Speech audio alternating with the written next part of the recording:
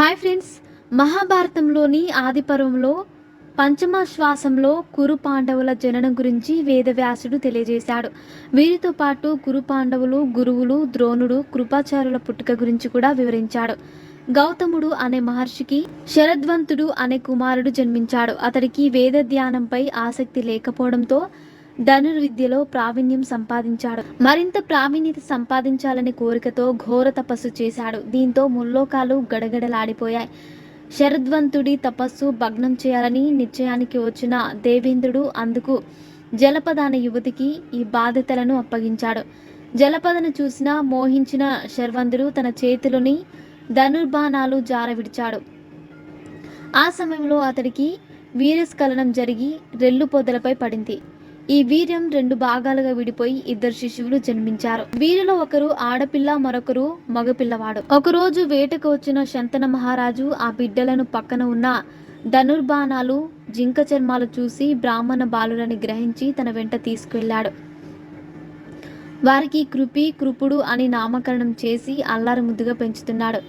శరద్వంతుడు వచ్చి వారు తన పిల్లలనే విషయం చెప్పి కృపునకు ఉపనయనం నిర్వహించి ధనుర్విద్య నేర్పించాడు. ఆ కృపాచార్యుడనే కురు పాండవులకు గురువుగా భీష్ముడు నియమించాడు. భరద్వాజ మహర్షి ఒకరోజు గంగా తీరంలో తపస్సు చేసుకుంటున్నాడు. గృదాచి అనే దేవకన్య గంగా నదిలో జలకాలాడుతుండగా ఆమె ఒంటిపై వస్త్రం జారపడింది. ఆమెను వివస్త్రగా చూసిన భరద్వాజుడికి వీర్యపతనం జరిగింది. ఆ వీర్యాన్ని ఒక ద్రోణంలో దాచాడు. ఆ వీర్యం నుంచి శుక్రాచార్యుని అంశతో ద్రోణుడు జన్మించాడు.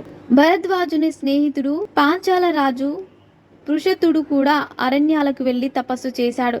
ఒకరోజు విహారానికి వచ్చిన మేనక అందానికి పరవశించిన ఆయనకు వీరస్థలనం జరిగి ద్రుపదుడు జన్మించాడు.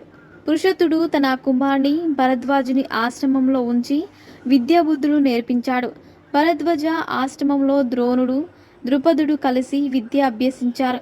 తర్వాత కాలంలో ద్రుపదుడు పాంచాల దేశానికి రాజయ్యాడు. ద్రుపదుడు అగ్నివేశుని వద్ద అస్త్ర విద్యాలను నేర్చుకున్నాడు.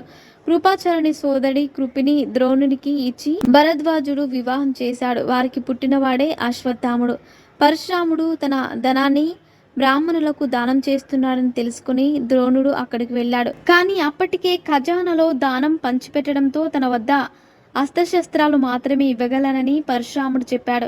దీనికి సంతోషించిన ద్రోణుడు వాటిని స్వీకరించి ప్రయోగం, ఉపసంహారాలను కూడా నేర్చుకున్నాడు. ఒకరోజు ద్రోణుడు చిన్ననాటి స్నేహితుడు ద్రుపదుని కలుసుకోవడానికి పాంచాలకు వెళ్ళాడు.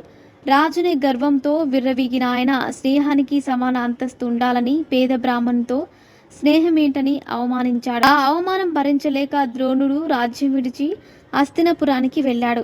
ఈ సమయంలో జరిగిన ఓ సంఘటన ఆయనను పాండవులు, కౌరవులకు గురువయ్యేలా చేసింది.